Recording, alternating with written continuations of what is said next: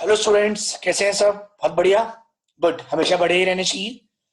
तो last class में हमने रेवेन्यू रिसीट्स कंप्लीट कर दिया था, जिसमें हमने टैक्सेबल रिसीट्स और नॉन टैक्सेबल रिसीट्स पढ़ी थी। अभी today we are going to start with the capital receipt portion. छोटा सा टॉपिक है बेटा आज। मैं आपको बताया तो हम क्या पढ़ रहे थे। हम बजटरी रिसीट्स पढ़ रहे थे। बजटरी रिसीट्स दो टाइप की होती है बेटा।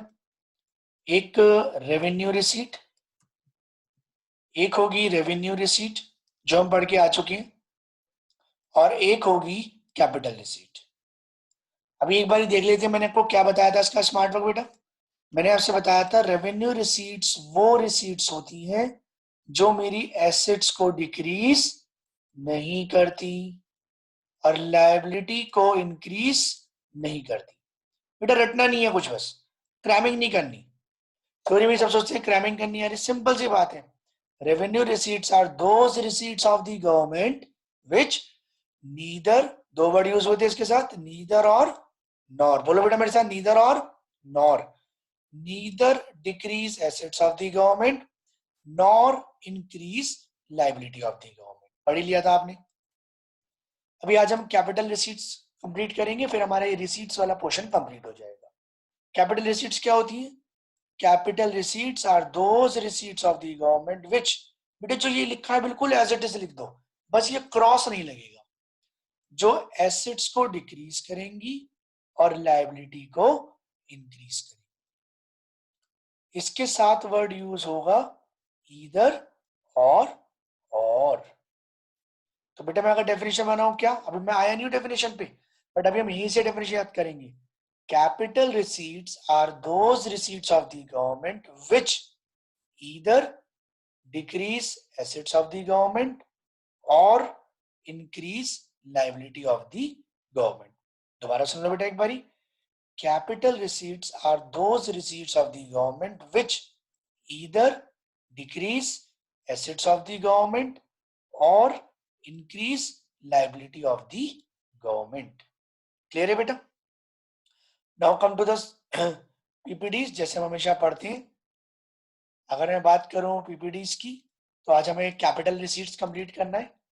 द रिसीट्स दैट, बताओ बेटा, which either reduce assets of the government, जो assets को डिक्रीज करता है, और इन creates liability of the government.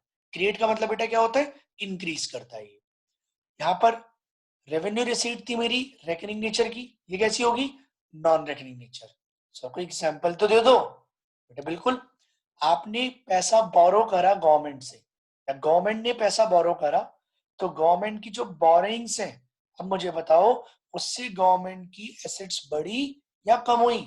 Sir assets पे तो कोई फर्क नहीं पड़ा, ना बढ़ी ना कम हुई। हाँ सर, लेकिन जो लायबिलिटी वाला पोर्शन है वो जरूर बढ़ गया। अरे भाई, आप अगर किसी से पैसा बोरो करोगे या गवर्नमेंट ने किसी से पैसा बोरो करा, तो गवर्नमेंट की लायबिलिटी बढ़ेगी और लायबिलिटी बढ़ेगी।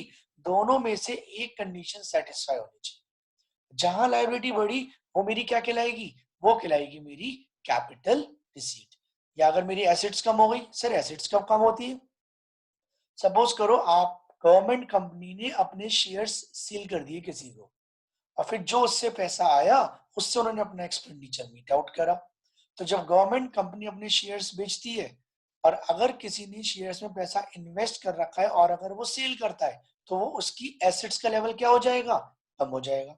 सपोज करो मैंने 1 लाख रुपए के शेयर्स ले रखी है, और मैं वो 1 लाख में से 50,000 रुपए के शेयर सेल कर देता हूँ, तो शेयर्स वॉज माई इन्वेस्टमेंट। अभी मेरी जो एसेट थी, जो इन्वेस्टमेंट थी, वो 50,000 रुपए से कम हो जाएगी। अभी वो 50,000 से जो कम हो गई, वो मेरी क्या हो गई? एसेट को कम कर रही है। और जो भी चीज एसेट्स को कम करती है वो मेरी कैपिटल रिसीट्स कहलाती है। तो सिंपल सी डेफिनेशन, जो मेरी एसेट्स को रिड्यूस करेगी और लायबिलिटी को इंक्रीज करेगी। अभी इसके एग्जांपल्स क्या होते हैं बेटे? इसकी जो एग्जांपल्स हैं वो दो पार्ट्स में कैटेगराइज हुए। एक तो है डेट क्रिएटिंग रिसीट्स, जो लायबिलिटी क्रिएट करती है। एक नॉन डेट रिसीट्स, जो मेरी एसेट्स को रिड्यूस करता है। अगर मैं बात करूं डेट क्रिएटिंग रिसीट्स, तो यहां पर बोरिंग्स एट होम, इंडिया से ही बोरो कर लिया पैसा। बोरिंग फ्रॉम फॉरेन गवर्नमेंट, पूरा चैप्टर हम गवर्नमेंट के पॉइंट ऑफ व्यू से पढ़ रहे हैं।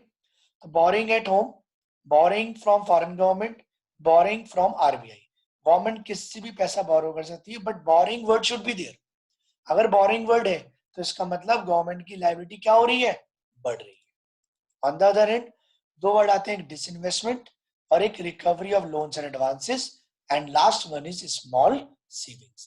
तो ये सारे एग्जांपल्स हैं जो हमारे कैपिटल रिसीट्स में कवर होंगे, और इसको हम वन बाय वन करके स्टडी करेंगे।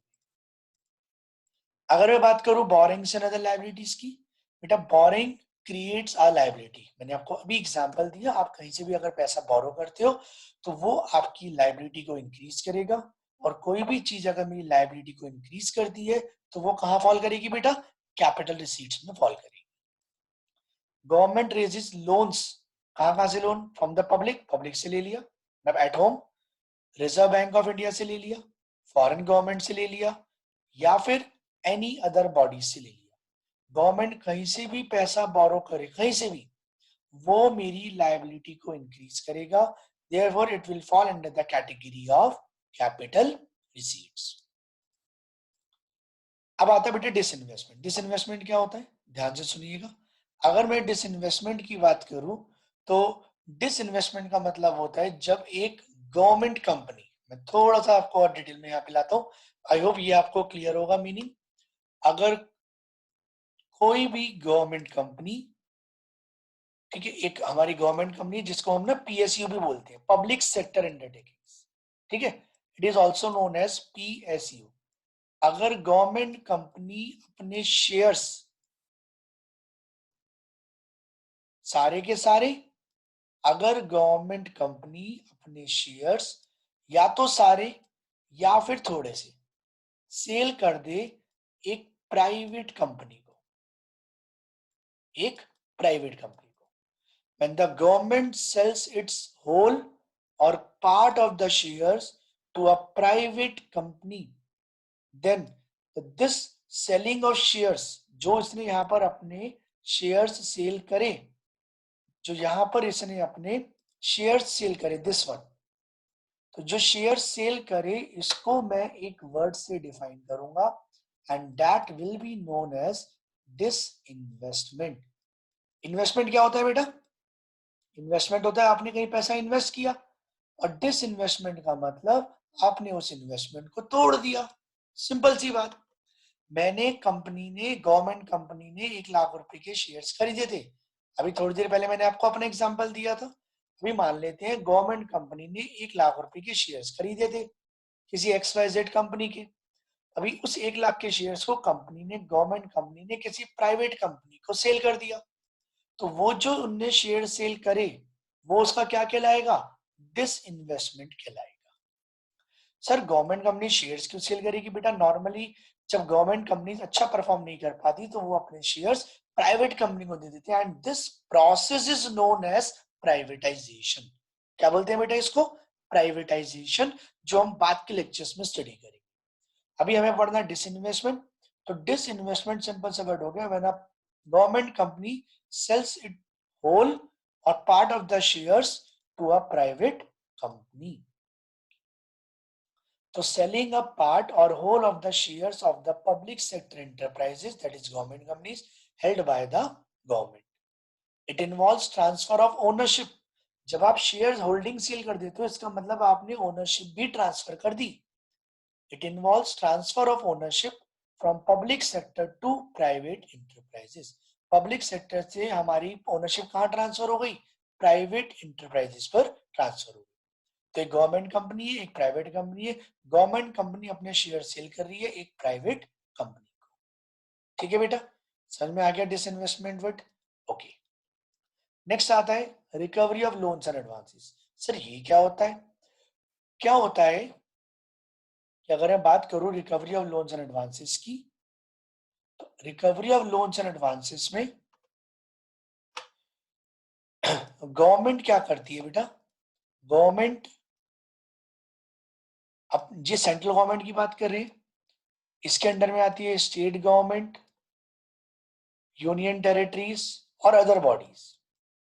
गवर्नमेंट क्या करती है, गवर्नमेंट टाइम टू टाइम इनको लोन देती है जब भी इनको लोन की रिक्वायरमेंट होती है, और वो गवर्नमेंट की इनकम बनती है इंटरेस्ट की फॉर्म में।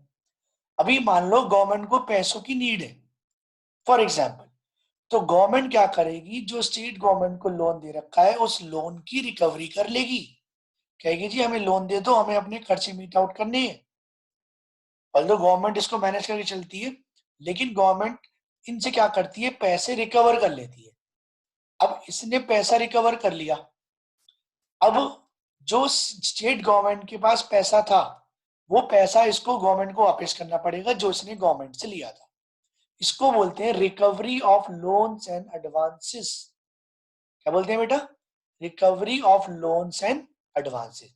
चाहे वो यूनियन टेरिटरी हो, चाहे वो स्टेट गवर्नमेंट हो, इनसे हम पैसा क्या कर लेते हैं, रिकवर कर लेते हैं। अब मुझे एक बात बताओ सर, गवर्नमेंट ने जो पैसा गवर्नमेंट ने जो पैसा इस स्टेट गवर्नमेंट को और जो यूनियन टेरिटरी को दे रखा था, इससे तो इनके पास इंटरेस्ट की इनकम आ रही होगी। सर वो उसका क्या होगा बेटा, बेटा वो आना बंद हो जाएगी। सिंपल सी बात, जो इसको लोन पे इंटरेस्ट आ रहा होगा मतलब इसकी रेवेन्यू रिसीट्स कम हो जाएंगी। इंटरेस्ट हमने पढ़ा था रेवेन्यू रिसीट्स होती है, इंटरेस्ट कम हो जाएंगी। अच्छा सर, अब इससे हमारी एसेट्स और लायबिलिटीज पे क्या फर्क पड़ेगा। सर हमने अगर लोन रिकवर कर लिया तो हमारे पास तो पैसा आ गया कैश में या अकाउंट में, तो गवर्नमेंट की एसेट्स का लेवल तो बढ़ गया, तो फिर गवर्नमेंट ने पैसा वापस क्यों करा। नहीं बेटा, गवर्नमेंट पैसा तभी लेगी जब इसको एक्सपेंडिचर करना होगा, जब ये डेफिसिट में होगा, जब ये इससे रिकवरी करेगी, रिकवरी करने के बाद गवर्नमेंट उस पैसे को खर्च कर देगी to meet out its own expenditure. इसलिए जो रिकवरी हुई, इससे गवर्नमेंट की एसेट्स का लेवल इससे गवर्नमेंट की एसेट्स का लेवल क्या हो जाएगा, कम हो जाएगा। समझ में आया बेटा। तो यहां पर ये एसेट्स को रिड्यूस करेगा। देखिए जरा स्लाइड्स में, it includes recovery of loans granted by the central government to the state government and union territory government and other parties. तो ये लोन की क्या कर रहे हैं, रिकवरी कर रहे हैं, और recovery of loans and advances मेरी एसेट्स को क्या करेगा बेटा, डिक्रीज करेगा। इसके बाद आया बोरिंग्स हो गया, डिसइन्वेस्टमेंट हो गया, recovery of loans and advances हो गया। लास्ट आया बेटा small savings.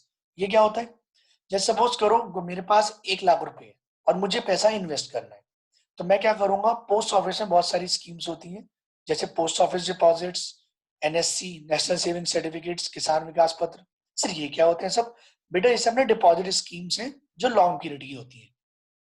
Post office deposit जैसे टर्म डिपॉजिट 4-5 ईयर्स 10 ईयर्स की एफडी की फॉर्म में, एनएससी 5 ईयर्स का होता है, इस पर अच्छा खासा रिटर्न मिलता है, लेकिन इसमें पैसा विड्रॉ नहीं कर सकते। किसान विकास पत्र, किसान के लिए केवीपी खोले गए हैं एंड सो ऑन। अभी सपोज करो कि मैंने पैसा क्या करा, इन्वेस्ट कर दिया। ठीक है, अभी एक इंडिविजुअल है, मेरे पास फॉर एग्जांपल 1 लाख रुपीस थे और मैंने वो 1 लाख रुपीस क्या कर दिए, पोस्ट ऑफिस की एक स्कीम में इन्वेस्ट कर दिए। अभी गवर्नमेंट डिपार्टमेंट की रिसीट से, और गवर्नमेंट के पास 1 लाख रुपए पहुंच गए। ठीक है, मैंने एनएससी में पैसा इन्वेस्ट कर दिया। एनएससी का मैं अगर बताऊं बेटा, 1 लाख रुपए अगर आप इन्वेस्ट करोगे तो 5 साल में एवरेज में आपको 1.5 लाख रुपए मिल जाएंगे। ठीक है, तो हम मान लेते हैं 1.5 लाख रुपए गवर्नमेंट ने मुझे 5 साल के बाद वापस करने हैं, मेरे को 50,000 रुपए एक्स्ट्रा देंगे। 8% का रिटर्न मानते हुए एवरेज में एक राउंड फिगर में हमने ले लिया कि 1 लाख के मुझे कितने मिलेंगे, 1.5 लाख। अभी पोस्ट ऑफिस क्योंकि गवर्नमेंट डिपार्टमेंट के अंडर में आता है, पब्लिक इंटरप्राइज है, तो गवर्नमेंट के पास पैसा आया या गया, सर पैसा आया, मेरे पास से गया पोस्ट ऑफिस में, पोस्ट ऑफिस से गवर्नमेंट के पास पैसा आ गया। अभी जो ये गवर्नमेंट के पास पैसा आया, अभी कैसा पैसा है, क्योंकि लॉन्ग टर्म पैसा है तो कैपिटल हो गया लॉन्ग टर्म के लिए। अभी सर ये मेरी एसेट्स को बढ़ाएगा या लाइबिलिटी को, एसेट्स को कम करेगा या लाइबिलिटी को बढ़ाएगा। बेटा आप खुद सोचो, गवर्नमेंट के पास पैसा गया, गवर्नमेंट ने 1 लाख के 1.5 लाख रुपए मुझे वापस करने हैं, तो गवर्नमेंट की लाइबिलिटी बढ़ेगी या कम होगी, सर बढ़ेगी, तो it will increase the liability of the government. Simple. तो कह रहा है it includes savings funds raised from the public in the form of post office deposits, national saving certificate, किसान विकास पत्र एटसेट्रा। तो इससे मेरी गवर्नमेंट की लाइबिलिटी का लेवल, सॉरी एसेट्स का लेवल, सॉरी लाइबिलिटी का लेवल ही क्या होगा, बढ़ेगा। एक बार डिफरेंस देख लेते हैं, ऑल्दो मैं सब पढ़ा चुका हूं, बट एक बार डिफरेंस क्लियर कर लेते हैं, फिर हमारा ये टॉपिक कंप्लीट हो जाएगा। तो रेवेन्यू रिसीट्स क्या होती है बेटा? Which neither reduce any asset nor create any liability, assets को डिक्रीज नहीं करता, लायबिलिटी को इंक्रीज नहीं करता। और कैपिटल एसेट क्या आ जाएंगी इसकी रिवर्स, एसेट्स को रिड्यूस करता है, लायबिलिटी को इंक्रीज करता है। ये कैसे नेचर का होता है बेटा? रेकरिंग नेचर का। ये कैसे नेचर का होता है? नॉन रेकरिंग नेचर का। इसके example income tax, fees, fines, जितने भी आपने डायरेक्ट टैक्स पढ़े, जितने भी आपने इनडायरेक्ट टैक्स पढ़े, वो सब आपकी रेवेन्यू रिसीट्स का पार्ट हो जाएंगे। जितना भी आपने टैक्सेबल पढ़ा, नॉन टैक्सेबल पोर्शन पढ़ा, जो मैंने आपको एक चार्ट दिखाया था हायरार्की वाला, उसमें आप देखिएगा जितना भी आपने वो पढ़ा वो सब रेवेन्यू रिसीट्स। और capital receipts, recovery of loan, boring etcetera. अब सर मैं याद कैसे करूंगा इस टॉपिक को? वाइंड अप करते हैं बेटा। बस आपको एक स्मार्ट की बता के जा रहा हूँ लास्ट में, सो दैट की स्मार्ट की से आपको जितना अभी तक पढ़ा है वो याद हो गया। ध्यान से देखना, अभी हमने दो तरीके की रिसीट्स पढ़ी आज, एक रेवेन्यू रिसीट और एक कैपिटल रिसीट। अभी टॉपिक हमारे कंप्लीट हो जाएंगे दोनों। रेवेन्यू रिसीट्स वो होती है जो एसेट्स को डिक्रीज नहीं करती, बोलो बेटा, एसेट्स को डिक्रीज नहीं करती। और रेवेन्यू रिसीट्स वो भी होती है जो लायबिलिटी को इंक्रीज नहीं करती। कैपिटल रिसीट्स क्या होती है? जो एसेट्स को डिक्रीज करता है और लायबिलिटी को इंक्रीज करता है। नीदर नॉर, इसके साथ वर्ड यूज हो जाएगा नीदर और नॉर, और इसके साथ वर्ड यूज हो जाएगा ईदर और। ठीक है बेटा, अब ध्यान से सुनना। अब आप क्या करोगे? आप कैपिटल रिसीट याद करना, इसकी स्मार्ट की एक बॉर्डर्स। जितने भी लोग मेरे बॉर्डर पे बैठे हुए हैं मिलिट्री के लोग, वो बहुत लॉन्ग पीरियड से वहां बैठे हुए हैं, और वो मेरी कंट्री की कैपिटल रिसीट्स। क्या है वो मेरी कंट्री की कैपिटल रिसीट्स? तो मैंने लिख दिया बॉर्डर्स। बॉर्डर ना लिख के अब क्या लिखोगे? बॉर्डर्स। बी से बेटा बोरिंग्स, डी से डिसइन्वेस्टमेंट, आर से recovery of loans and advances, S से सेविंग और इन्वेस्टमेंट, स्मॉल सेविंग्स। दोबारा सुन लो, बोरिंग्स, डी से डिसइन्वेस्टमेंट, आर से recovery of loans and advances, और एस से स्मॉल सेविंग्स। बेटा बची चार मेरी कैपिटल रिसीट्स होंगी। इसके अलावा जितनी भी बची उन सबको रेवेन्यू रिसीट्स की कैटेगरी में कैटेगराइज कर देना। क्लियर है बेटा? उन सबको रेवेन्यू रिसीट्स की कैटेगरी में कैटेगराइज कर देना। ओके, तो here we complete with the topic of capital receipt. आज यहीं तक रखते हैं। Thank you so much, have a good day to all of you, and see you soon with a new topic. Bye bye, take care, share it with your friends also. Bye bye, thank you.